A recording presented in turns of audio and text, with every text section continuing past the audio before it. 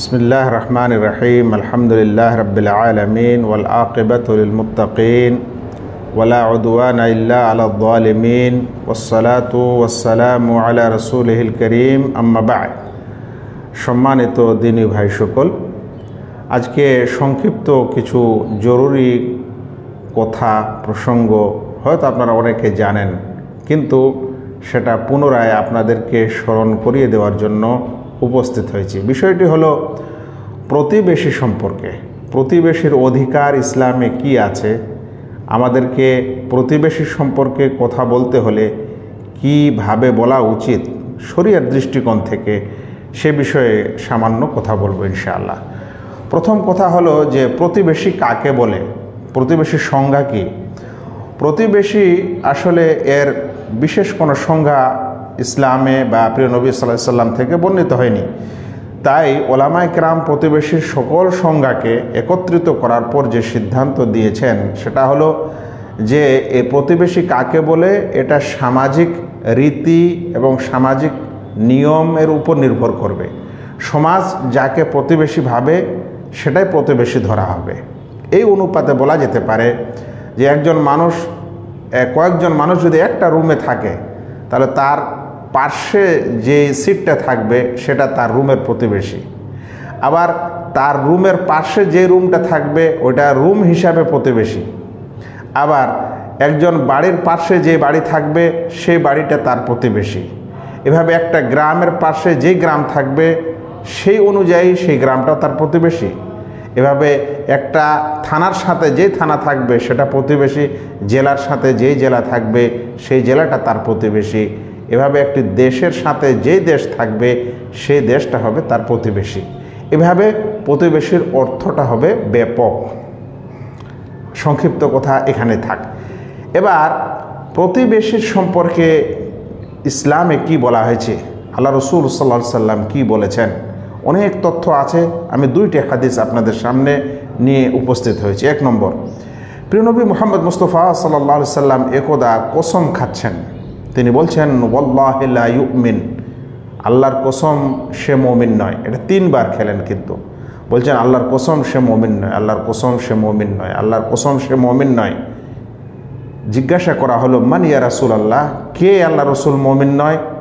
ক্বালা আল্লাযী লা ইয়ামানু জারুহু বাওয়াইকা, যেই মানুষের অনিষ্ট থেকে তার প্রতিবেশী সুরক্ষিত নয়, যে মানুষের কষ্ট থেকে তার প্রতিবেশী সুরক্ষিত নয়, সে মুমিন নয়।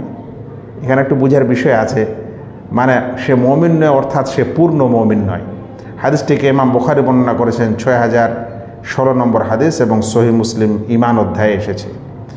এ সম্পর্কে আরেকটি হাদিস যেটিকে ইমাম আহমদ এবং ইবনে হিব্বান সহিহ সনদে আবু হুরায়রা রাদিয়াল্লাহু তাআলা আনহু থেকে বর্ণনা করেছেন, আল্লাহ রসুল সাল্লাল্লাহু আলাইহি সাল্লামকে এক ব্যক্তি এসে জিজ্ঞাসা করল, আল্লাহ রসুল, অমুক মহিলা সে নামাজ রোজা এবং দান খয়রাত যথেষ্ট করে, অনেক বেশি করে, গায়রা আন্নাহা তুযি জিরানাহা, কিন্তু সে তার প্রতিবেশীকে কষ্ট দেয়, বেলিসানেহা, তার জবান দ্বারা, তার ভাষা দ্বারা।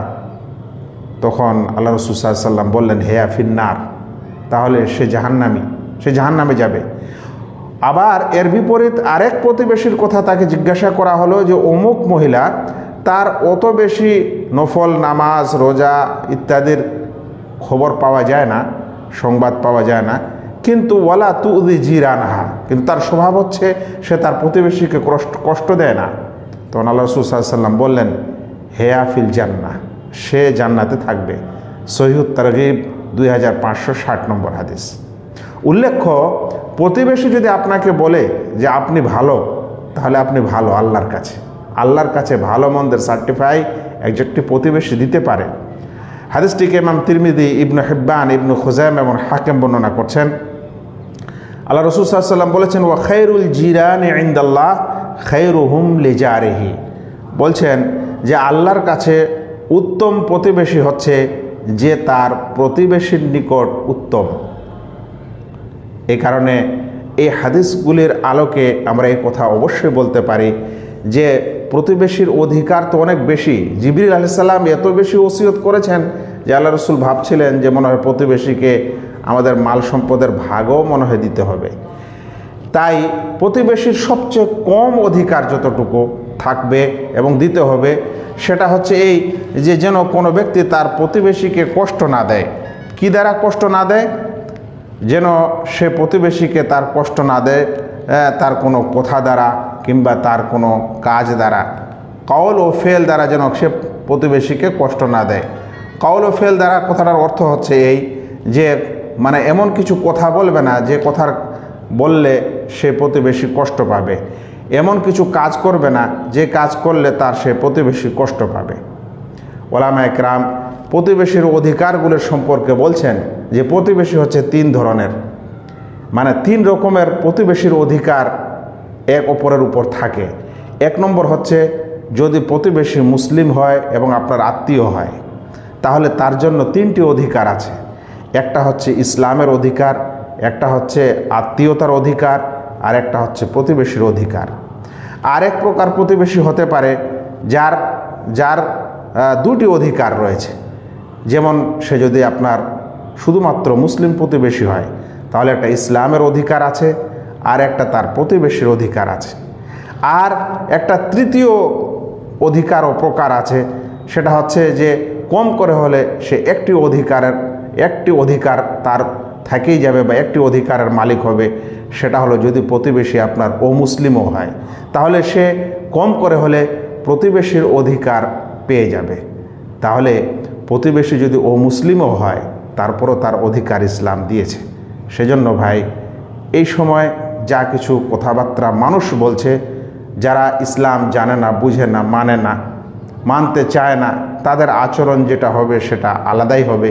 কিন্তু যারা আমরা মুসলিম, ইমানের দাবিদার, ইসলাম মানি, আমল করি, সে সকল ভাইয়ের দ্বারা যেন তার প্রতিবেশী কষ্ট না পায়, তার হাত দ্বারা, তার মুখ দ্বারা, তার ইত্যাদি আরও কিছু করণীয় বা বচন দ্বারা। আশা করি বুঝেছেন। আল্লাহ যেন আমাদেরকে বোঝার তৌফিক দান করেন এবং আমল করারও তৌফিক দান করেন, বিশেষ করে এমন পরিস্থিতিতে যেখানে মানুষকে ধৈর্য ও সবরের সাথে কাজ করার প্রয়োজন আছে। আসসালামু আলাইকুম ওয়া রাহমাতুল্লাহি ওয়া বারাকাতুহু।